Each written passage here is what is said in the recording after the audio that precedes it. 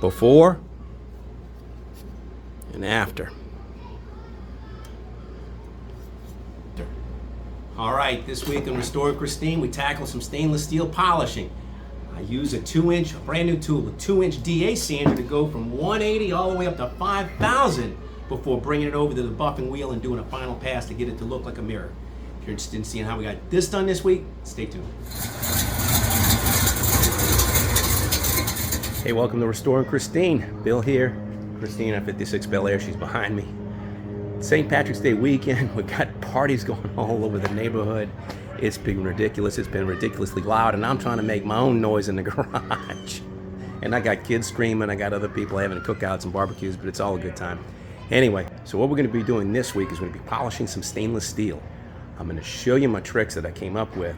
They're really cool, and I think they're going to help you save some time. So let's get into it. So the weather's so pretty. I got my shop dog out here. I got Deuce. Huh, Deuce? Oh, buddy. He's just listening to the kids make all the racket, huh? He's a good boy. That's a good boy. All right, so I'm in the garage and I'm working with this stainless steel, and I got a really neat trick, a new tool. This has been incredible. So let me set this up on a tripod and I'll go over everything. So if you've been following my channel, I painted Christine over the Christmas holidays. It was a couple of months back now. It's episodes 107 fast and 107 slow. Put a couple links to them. But I painted with a single stage urethane, and you know there's flaws here and there. So I discovered that they make now instead of just a rotary polisher, then now they make a dual action, a DA polisher. So I used that DA polisher, and it gave me an idea. So then when I got to my stainless, I said, you know what? Do they make a small DA? And I looked around, and sure enough, Eastwood makes a 2-inch polishing DA, and it's got a hook and loop pad on the back. And this little tool is not, it's like $35, but unfortunately Eastwood's the only one that sells it. They offer it. It's a Rockwell. So even though I didn't buy it from Eastwood, the distributor that I bought it from, sure enough, it was drop shipped from Eastwood. So anyway, go figure. 2-inch orbital random DA. So now, what am I going to do with this? Well, I already had all my body sanding materials that I've been using when I was doing the body work in Christine. So I discovered that I can take the stainless steel, and then once I get all the dents out of it, I can use this sandpaper that I already have and get myself 85% of the way there before I go to my buffing wheel, which is a time saver. So starting out with the material, I'm starting out with a 180 if I've got bad scratches, and then I go to a 320, which is uniform throughout. So at the 100% of the surface is going to get 320. So that's the entire thing. And then after that, I hit it with a 600 with the DA. Then I hit it with an 800 with the DA, 1500. Finally, here comes the trick. 3000. I'm using 3000 and I'm using 5000. So these are pretty common. You can find these just about anywhere, but then this is where it starts to get a little tricky. So I'm using a Sunfoam P3000. This is 3000 grit.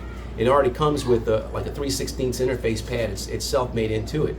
But 3M also makes these fine grits, and 3M makes these ceramic Trizac discs. So you can get these. You can buy them one off for about $10 at AutoZone. I'm pretty sure they make a 3000, but I don't know if I've seen the 5000 at AutoZone. I had to buy a packet of these, which is really expensive, but this is the trick. This is maybe 3/32 of an inch, if it's even more than a 1/16, but this has got a little bit of a foam pad to it. So now what I did is these are all 6-inch discs. This is 2-inch, so I used my kindergarten skills and I just cut up a whole bunch of circles out to go onto this 2-inch disc. So you can see, I've cut them all out, they're hook and loop, and they go right on it. The next thing that I did is I went online and I said, well, for the 6-inch, they make an interface pad. They make a foamy pad that kind of takes the pressure off of it and kind of equalizes everything. So I said, well, I wonder if they make one for a 2-inch. And they do. So I ordered 2-inch interface pads. This one's out of foam, it's real soft, and this one's out of a little bit harder material. I didn't know which one was going to work better. But I ended up not using this harder one. I used the soft foamy, and it was plenty good enough. So let me show you what this stuff does. So what I have in my bench are 4 different pieces. I've got, this is my lower windshield trim, and this is a piece that I've already done. And you can see the reflection. I'm inside the garage, but this is done 100% complete. I can bring this out in the sun and show you in a second. But what I also did is I staged this over the course of the day, and I actually have this flipped around. But this piece, this is the opposite, and you can see what each successive stage does. So this is what it looks like with the 320. So I took the 180, and wherever I had a bad scratch, I kind of got it flattened out, but I didn't want to do the whole thing. And then I made sure then I did the entirety in that 320. So this is what the 320 finishes out like. Then the next step is with the DA now. This is with the 600, and that's what it looks like. Then moving a little further along, here's the 800. Moving a little further along, now we're getting into the 1500. So the 1500 is showing up right here. Get a little further along. Here comes the 2 little foamy pads. So there's the 3000 right here. Here's the 5000 right there. And then there's the polish on my wheel. And I'm using 2 different polishes. I'll show you those in a second. But this is from this, each successive stage. So it's 320 on 100%, 600 from this point down, 800 from this point down, 1500, and then 3000, 5000, and then the polish. So it's in that order. You just keep going finer and finer and finer and finer, and at the end of it, this is what it looks like, 100%. Unfortunately, the sun went behind some clouds, so it's not too glistening out here in order to be able to show you. But this is the piece that I was just showing you inside, where it goes from the coarsest all the way to the finest, and then the polish. And then you can see the completely polished piece over here. And my buffing wheel is over here. So I've got a Harbor Freight buffer, and this is a Harbor Freight buffer. I just have one common wheel. I have two different ones, but they're basically the same wheel. This is an old wheel. This is a Harbor Freight that's muslin material. It's just stitched together. This other wheel is a better quality wheel. This is actually a Roops wheel. So this is a Roops wheel. It's the same thing. It's made out of muslin, but it's a finer material. It's a finer weave on the cloth. This is a little more coarse. So what I'm using is 2 different Eastwood products. I'm using an Eastwood. This is they call it premium buffing compound, but this is the emery. So I'm using emery for fast cutting on iron, steel, and hard metals, remove scratches, rust. So it says to use with a sisal wheel, but I'm using it with this wheel, and it's working just fine. Then the other one that I have is the white rouge. So the white rouge is what I'm using on this wheel. And one thing that you need to be very careful of is you don't mix them. Don't cross the streams. You got to keep the coarse on the coarse and the fine on the fine, and don't intermix them. In fact, when you're polishing, you have to, once you do the coarse cut, wipe all that residue off, because you don't want that to contaminate your fine wheel. So that's one of the things that you got to do, is just make sure you keep those two to themselves, and that way you don't accidentally get a coarse cutting compound on your fine wheel, and you just ended up making a mess. So what I'm going to do is I'm going to show you, we're going to do a sample piece from start to finish. So let's get into that. All right, so I'm going to start off with these 2 pieces. This is what I'm going to use for my example. These go on the A-pillar, and it looks like the one that goes on the driver's side here was the worst of the 2. It had a few dents here. I went on my vise, and I have a piece of wood sticking up, and I just tapped in and got this flattened out. But I also have a Durablock, because instead of using a file, I don't want to put in super deep gouges, so I'm using that 180 on a block, and I'm just going to make sure that I got this flattened out. All right, so we got it smooth and flat. So now I'm going to take that and I'm going to sand all of this by hand with 320. I'm going to leave this other piece alone so you can see what it looks like compared start to finish. But this is what I was talking about, just sanding a part of it. So that 180, I don't want to do the whole piece in 180, because it's just going to create more work for me. But one thing that I have learned is that you don't want to say, oh, well, this part looks good, I'm going to leave that alone. No. Get all of it knocked down with this, with your courses cut, and get it uniform. And then you know you'll have all the scratches out. All right, so now I've got it sanded with the 320. I'm going to hit it with the DA with some 600, and that's on a soft interface pad. I'm going to use a spritz of water, keep it wet.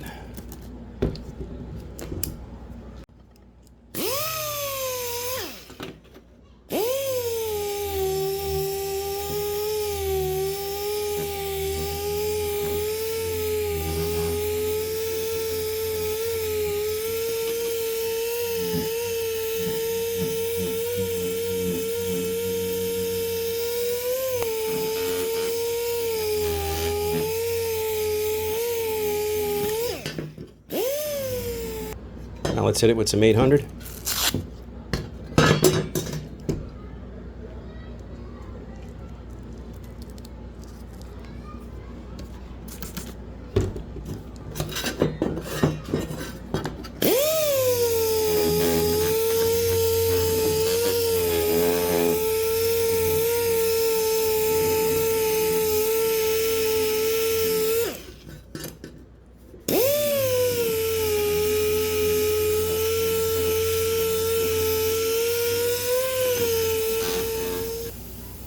$1,500.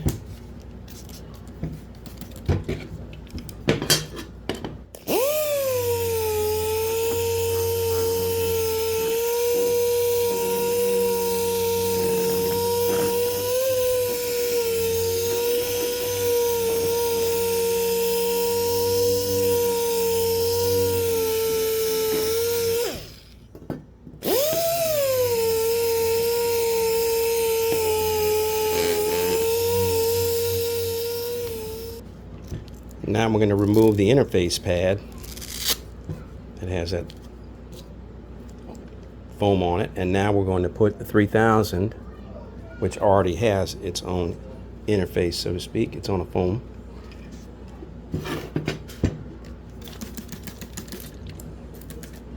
Keep it wet. Second to last step here.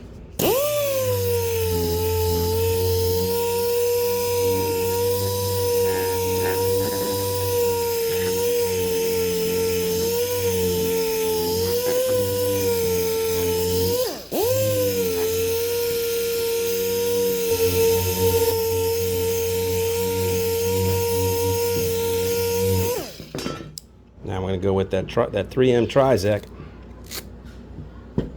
This is the bomb right here. This stuff.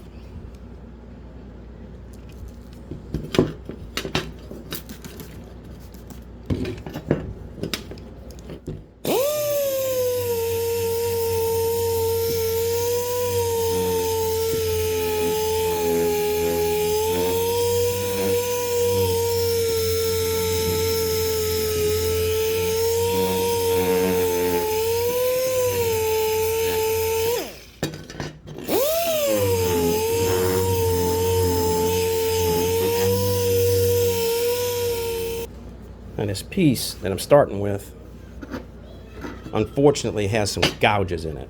So it's beyond what can be sanded or filed or pinged out of it. It's way beyond that. It's got some like really deep gouges, like a wound or an injury. But since Christine is not a show car, this piece of stainless steel has earned its right to be on the car. And that's what I'm going to do. So let me bring this over to the buffing wheel now.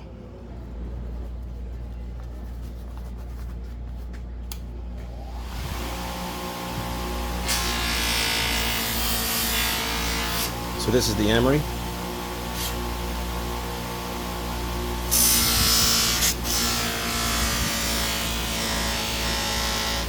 See, get you a better angle.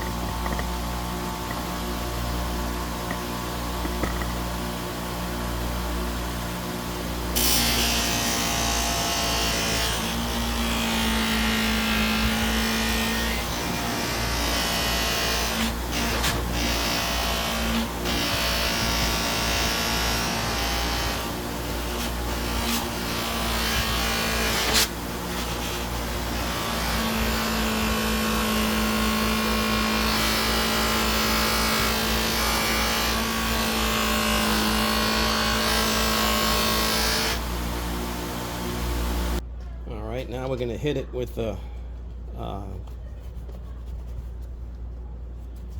jeweler's white, the white rouge.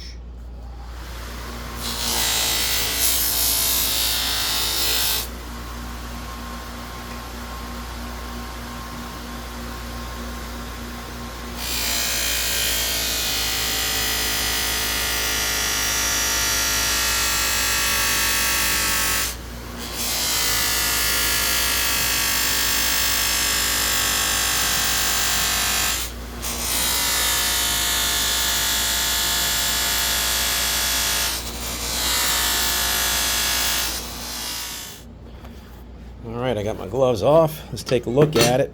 The piece is still warm. Wipe it down. I could wipe it down with lacquer thinner and get that polishing compound, that buffing compound off of it. But here's what it looks like. Now, I might have maybe 30 minutes into this one piece, and that's about a foot of stainless steel, and it's a very small piece. And there you go. And the before, it's right here.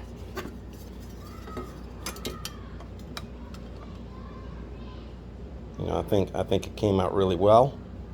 Came out really good. Let's get an idea of what it's going to look like on the car. Just like that. Yep. Yep. That's going to look awesome. Beautiful. Well, that's going to do it. I've got my work cut out for me because I've got a lot of stainless steel in front of me. I have a whole pile of it. I mean, it's all on the floor right here. It's been down here. I've been stepping on it. It's a lot. It's a lot. It's a lot. There's no way I'm going to be able to video all that. And, you know, so I just wanted to show you what I was doing. It's kind of the same way I went with prepping the car. When I prepped the car for paint, you know, same thing. So those are my tricks. That's what I'm going to do. So I'm using a lot of sandpaper and then just a little bit of time at the buffing wheel, but it gets it done. It looks great. So that's going to do it for this episode. I hope you enjoyed it. Hope you got something out of it. If you're enjoying the videos, please give them a thumbs up. And if you're enjoying the channel, I'd love a subscription. So until I see you next time, please take care of yourself. Cheers.